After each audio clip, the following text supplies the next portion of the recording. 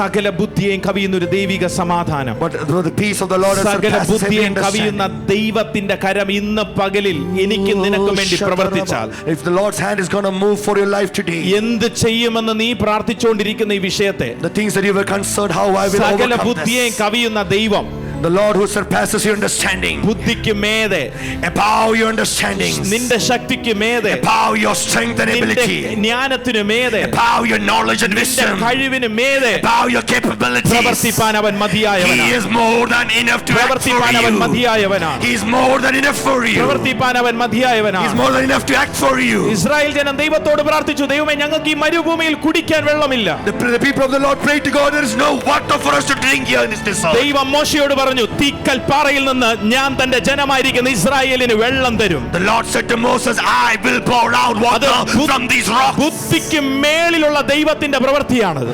The things that is above your understanding. മരുഭൂമിയിൽ ജനം ഇറച്ചിക്ക് വേണ്ടി കരഞ്ഞു.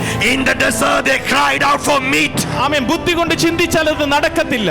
Even in your thought, in your wisdom, nothing can പക്ഷേ happen in that ദൈവം ആമേൻ situation. ലിവ്യാതാന്റെ തലകളെ തകർത്ത്, It breaks down the Leviathan. മല്ലന്മാരുടെ ഭക്ഷണം, It brings the foot off കാടപ്പക്ഷികളെ, the കാടപ്പക്ഷികളെ ദൈവം തന്റെ ജനമായിരിക്കുന്ന ഇസ്രായേലിന് കൊടുത്തു. Lord brought those ബുദ്ധിയെ for the കവിയുന്ന flesh. ദൈവ പ്രവൃത്തി, ബുദ്ധിയെ കവിയുന്ന ദൈവ പ്രവൃത്തി. Act of the Lord that is surpassing above your understanding. Hallelujah. 38 വർഷം ബെഥസ്ദ കുളക്കരയിൽ കിടക്കുന്ന പക്ഷപാതക്കാരൻ, In 38 years the paralyzed man അവന്റെ who was lying down to the pool of Bethesda. അവന്റെ ബുദ്ധി, അവന്റെ ചിന്ത മുഴുവൻ, All his thought and all his concerns. ആണ്ടുതോറും അവൻ ഒരു ദൂതൻ വന്ന് ഈ കുളം കലക്കും. Every season an angel ആ comes and stirs up the കുളത്തിൽ water. ആദ്യം ഇറങ്ങുന്നവന് സൗഖ്യം വരും. The first person who steps into the pool will be healed. അവന്റെ ബുദ്ധിയും അവന്റെ ചിന്ത മുഴുവനും ദൂതൻ കലക്കുമ്പോൾ ആദ്യം ഇറങ്ങണമെന്നുള്ളതാണ്.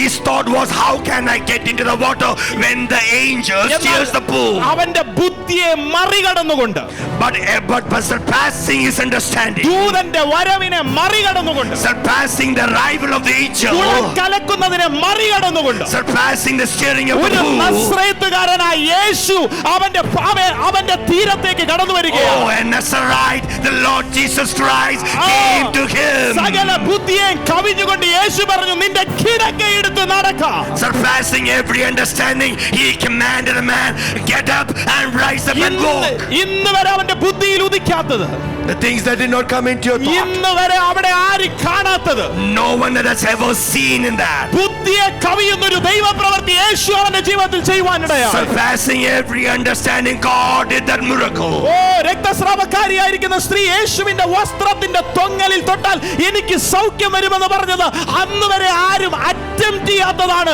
സകല ബുദ്ധിയെയും കവിയുന്ന ദൈവപ്രവൃത്തിയാണ്. The woman who had the flow of the diseases, she had the authority, if I touch the hem, I will be healed. And no one had the kind of ഇന്ന് പകലിൽ understanding. എത്ര പേർ പ്രാർത്ഥിക്കും, കർത്താവേ ബുദ്ധിയെ കവിയുന്ന ദൈവിക സമാധാനം എന്റെ മീതെ അങ്ങ് പകരണമേ.